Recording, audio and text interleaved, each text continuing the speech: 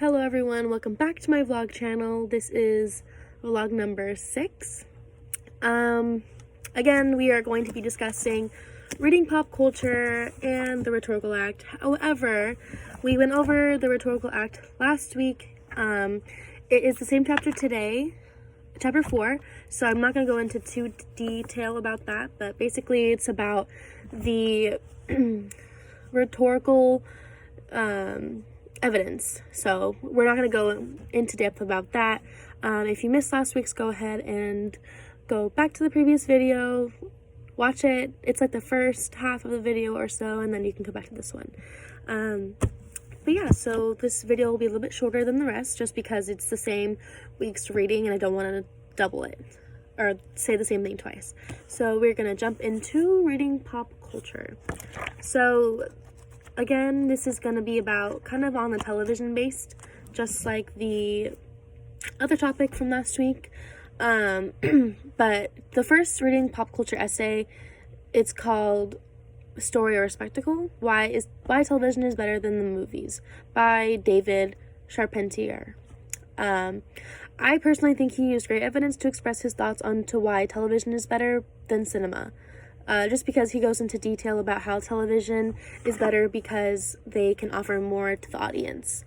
In television, they can offer you a series, so it's more than just one showing, like one episode.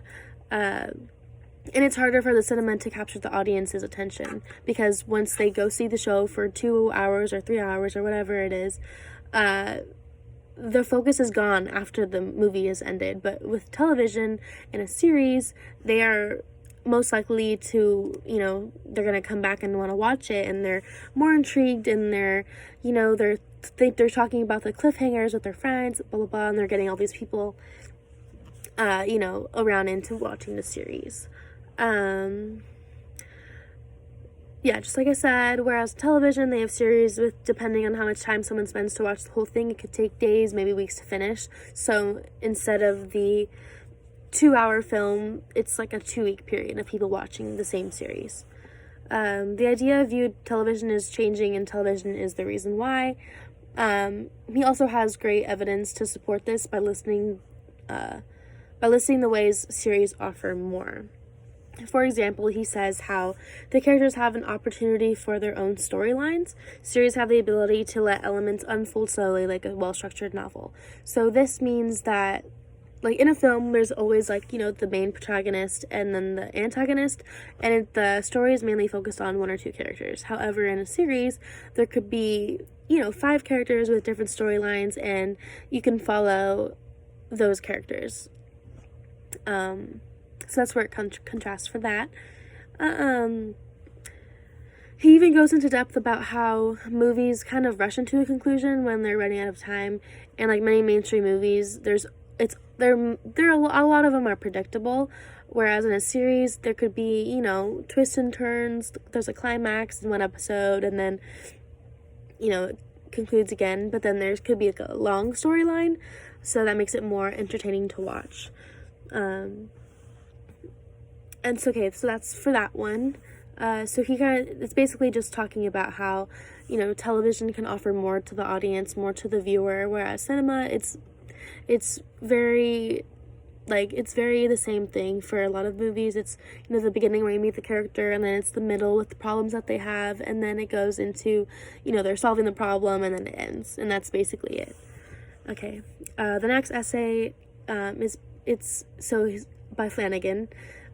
His passage is "Stay unlikable for the good of TV." He expresses the ideas of how being unlikable actually creates a sense of realism in television. For example, he talks about the actress Mindy Lahiri from the Mindy Project, and her character is somewhat of a jerk character, which he says, and her character is not likable by many fans. However, he explains that this is important in the television industry because it shows how she shouldn't have to change her character to be likable because it makes her character more realistic and more real, and it makes her character, a female character, different from, most of the female heroines, because, women are always viewed as, nice, sweet, especially in television. So to provide evidence for this idea, Flanagan pulls from other television shows like The Office and Parks and Recreation. He explains that these television shows are all about how our men are facing the same character traits as Mindy's, but they're accepted into society and they're actually liked by viewers for their actions. And I think it's a total double standard to that, because women and more women should be like Mindy's. They should be strong-minded, strong-willed, and they should be able to have an opinion and be able to stand by it without being critically judged for it. Through these comparisons, he's able to show like a contrast to these characters in the television industry, and is able to get people thinking about, the question that start thinking about a question that he posed. He says, why do we need more funny, nuanced women on TV? And the answer is to rectify the double standard. So just from a point of view, from a male perspective, I think it's super strong, and the evidence that he uses, that he pulls from the different television shows, he does a good job of explaining, why we need this, why we should do this, why we shouldn't do that, and just to rectify the double standard is very important. So that is this week's vlog.